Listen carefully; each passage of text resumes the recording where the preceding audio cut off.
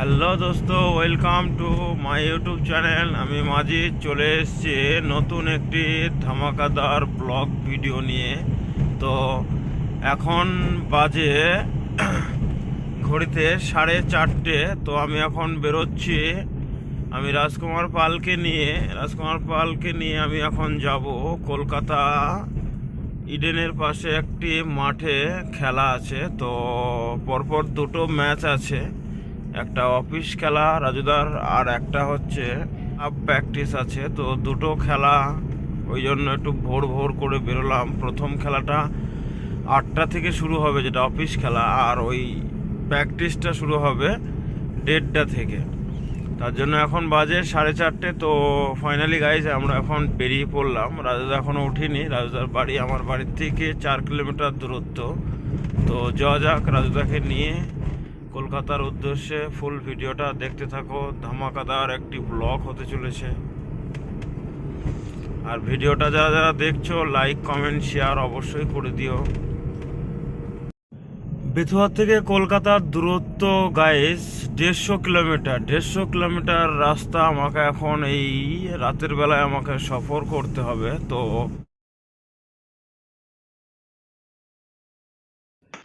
Finally দোস্ত, আমি রাজুদাকে নিয়ে রোডের ওপরে উঠে পড়লাম, NH-34। তো হালকা অন্ধকার অন্ধকার ভাব, রাস্তাতে লরির একটু চাপ বেশি আছে, গাড়িতে তেল নেই, তেল ভরে নিই। তো ফাইনালি আমি চলে এসেছি রিলায়েন্স পাম্পে, মানে এখন যেটা বলা হয় আর কি, জিও পাম্পে। এখানে ফুল ট্যাঙ্কি করার পর চলো আবার যাওয়া যাক কিছু রাস্তা।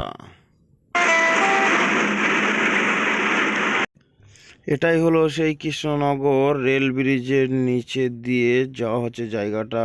মানে এত সুন্দর লাগে, মানে বলার মতো পরিস্থিতি নেই।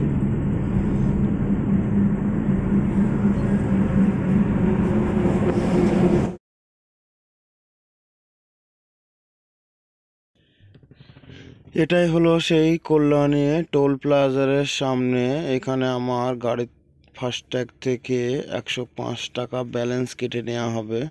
তো এই লরিটা আমার আগে আগে যাচ্ছে, ও এমনভাবে মানে ঢুকছে, মানে বলার মতো নয়। মনে হচ্ছে ও সবার আগে যাবে, আমার আগেও চলে যাবে।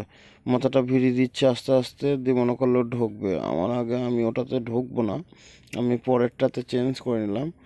আমি এই বাসের পিছনে লাগিয়ে দিলাম, তো বাসটাও হয়ে গেছে।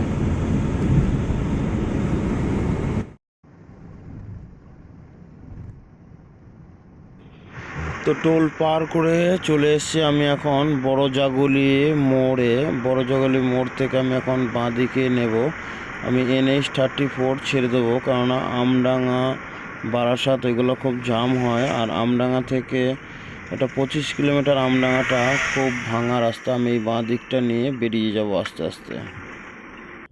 ব্রিজের নিচে দিয়ে বেরিয়ে এসে এই তো কল্যাণী যাওয়ার রাস্তাটা, যেটা একদম পুরো 1/1 রোড আর কি। তো পুরো ফাঁকা রাস্তাটা।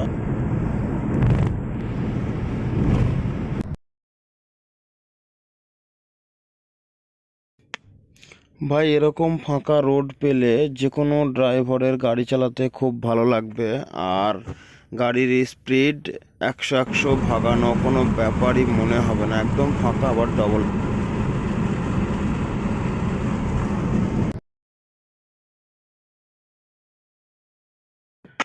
আমার সাথে এই ব্ল্যাক কালারের স্করপিওটা পাল্লাপাল্লি দিচ্ছে। তো আমি খুব একটা জোরে টানছি না, কারণ এই জন্য রাজুদা ঘুমাচ্ছে। সামনেই চলে এসছে ব্যারাকপুর টোল প্লাজার। এখানে টাকা কাটে না, কারণ এটা এখনো রেডি হয়নি। তো চলো যাওয়া যাক।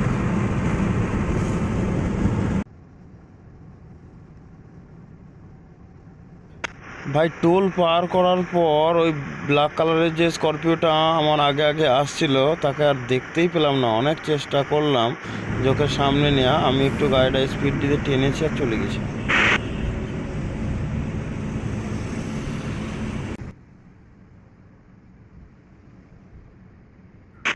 ফাইনালি দোস্ত, আমি এখন কলকাতা VIP রোডে কেবল ঢুকলাম, কারণ কলকাতা আজকে পুলিশের প্রচণ্ড চাপ, তার জন্য ভিডিও করতে পারছি না। তো যতটুকু পারি তো দেখানোর চেষ্টা করব।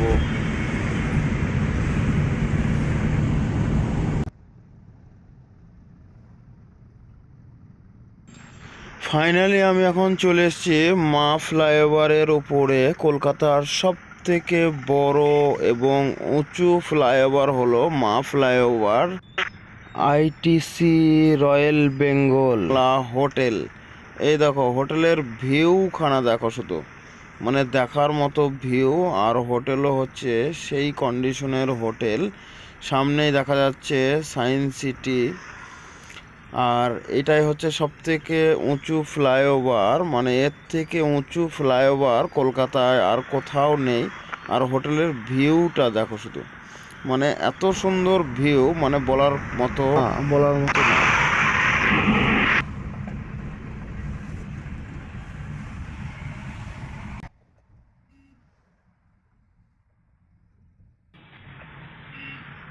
এটাই সেই মা ফ্লাইওভারের সব থেকে উঁচুটা, যেটা রুবির দিকে যাচ্ছে। মানে এটা সব থেকে বড়, উঁচু এবং মানে অনেক লম্বা। এটা প্রায় 2.5-3 কিলোমিটার এই ফ্লাইওভারটার লম্বা। ফাইনালি গাইস, মানে আমি এত সুন্দর ময়দানে দেখতে, চলে আসলাম। মানে বলার মতো। পার্কিংয়ে গাড়িটা লাগিয়ে দিয়ে রাজুদাকে নামিয়ে দিয়ে ব্যাগ ম্যাগ সব নামিয়ে দিয়ে আমি এই ময়দানের এখানে চলে এসেছি গাড়িটা পার্কিং করে। তো এখানে অনেক ভাইরা সব প্র্যাকটিস করছে। আর 2 নম্বর কথা হচ্ছে, এটাই হলো সেই কলকাতা ময়দান।